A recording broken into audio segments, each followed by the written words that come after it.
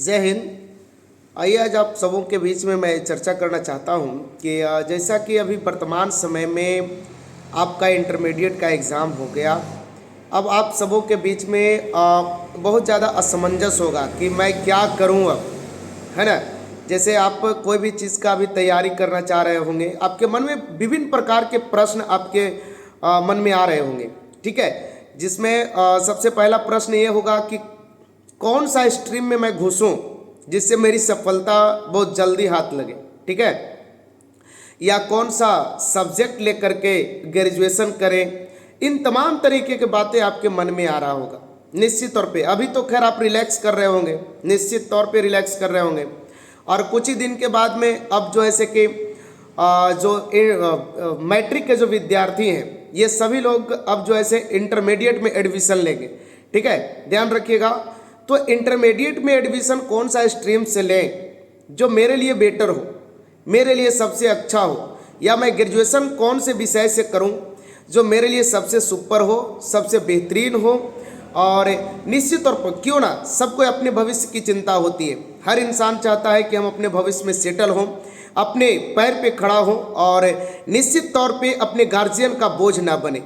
तो मेरे प्यारे मित्रों, मैं कहना चाहूँगा कि जो भी बच्चे जिनका साइंस स्ट्रीम अगर अच्छा है, अगर साइंस पे पकड़ है, तो निश्चित तौर पे आप साइंस स्ट्रीम में घुस सकते हैं, इसमें नो डाउट। और साइंस स्ट्रीम का एरिया बहुत बड़ा है, कोई छोटा एरिया नहीं है।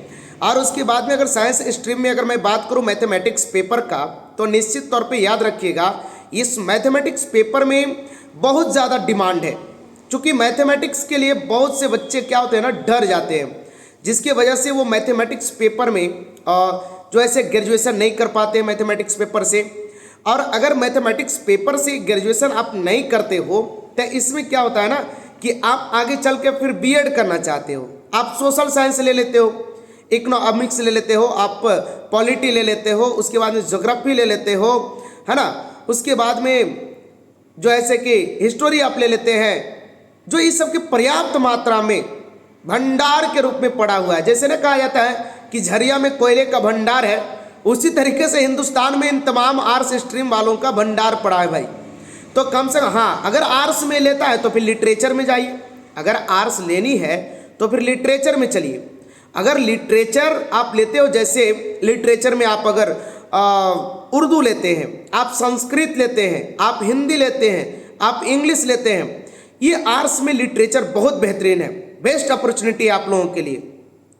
इसमें क्या है ना कि बहुत सारे सीट खाली रह जाते हैं। जैसे मान लिया जाए आप डीएलएड कर रहे हैं या बीएड कर रहे हैं, तो उसमें बीएड में के जितने भी स्ट्रीम हैं उसमें क्या होता है ना कि लिटरेचर पेपर में बहुत से सीट खाली रह जा रहे हैं।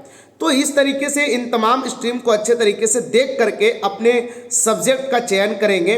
और साइंस वाले अगर आप मैथमेटिक्स ले रहे हैं तो कोई दिक्कत नहीं, अच्छी बात है। आप फिजिक्स लेकर के ग्रेजुएशन कर रहे हैं वो भी अच्छी बात है। आप अगर केमिस्ट्री लेकर के ऑनर्स पेपर में आप केमिस्ट्री ले रहे हैं वो भी बेटर है ना। केमिस्ट्री ऑनर्स में भी केमिस्ट्री के भी शिक्षक जो ऐसे कि माध्यमिक स्कूल के लिए नहीं मिल रहे हैं भाई, +2 के लिए तो बात ही अलग है। जो पीजी करके यानी पोस्ट ग्रेजुएट करके यानी BEd plus BSc plus BEd, उसके बाद में पीजी यानी पोस्ट ग्रेजुएट अगर करके लोग हैं तो कहीं पे बेरोजगार नहीं है। निश्चित तौर पे वो उनका बेहतर एरिया है। और आप लोग से मेरा आग्रह होगा कि आप सभी बेहतरीन सोच समझ के अपने एरिया में हिलने का आप कोशिश करेंगे।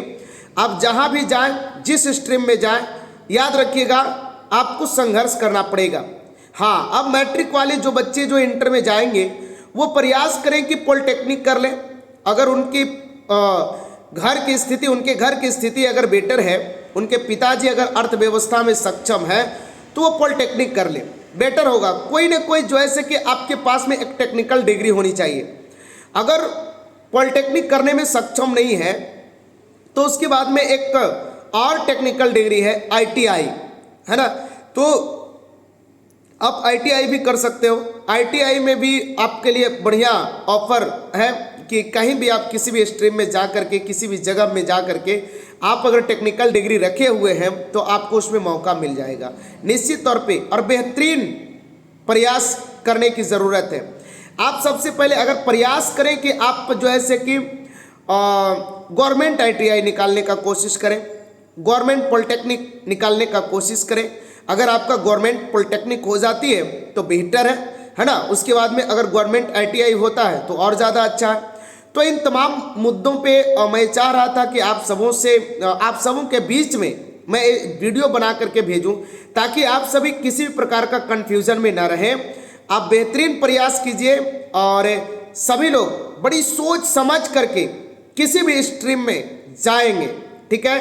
अपने पहले सीनियर से ज़रूर सलाह लीजिएगा, चूँकि सीनियर से बिना सलाह लिए हुए आप अगर कोई भी स्ट्रीम में फंस जाते हैं तो बाद में आपको क्या होता है ना, स्ट्रीम बदलता नहीं है मेरे भाई, आपका वही स्ट्रीम रह जाएगा और उसी में आपको फिर चाहे तो आप B.Ed करोगे, चाहे तो फिर आप DLED करोगे, ये तमाम तरीके की बातों में आप उलझे रहेंगे, ठीक है। इसलिए जीवन में याद रखना मेरे भाई कि कोई भी पेपर हो, आपका एक साइंस पेपर जरूर होना चाहिए या अच्छा पेपर जरूर होना चाहिए। अगर साइंस लेते हैं तो अच्छी बात है, लिटरेचर लेते हैं तो उसमें आपको मैंने पहले ही बोला, उर्दू लें, संस्कृत लें, हिंदी लें, उसके बाद में आपका इंग्लिश का तो और ज़्यादा डिमांड है। अगर लिटरेचर में बिहार के संदर्भ में अगर देखा जाए तो उसमें इंग्लिश का बेहतरीन ऑफर है ना। तो आप सभी लोग इसी तरीके से सोच समझ करके आप अपने स्ट्रीम का चयन करेंगे। बाकी जितने भी विद्यार्थी जो अभी इंटरमीडिएट के एग्ज़ाम दे करके रिलैक्स मूड में है, आप लोग बैठिए नहीं, आप लोग लग जाइए, है ना।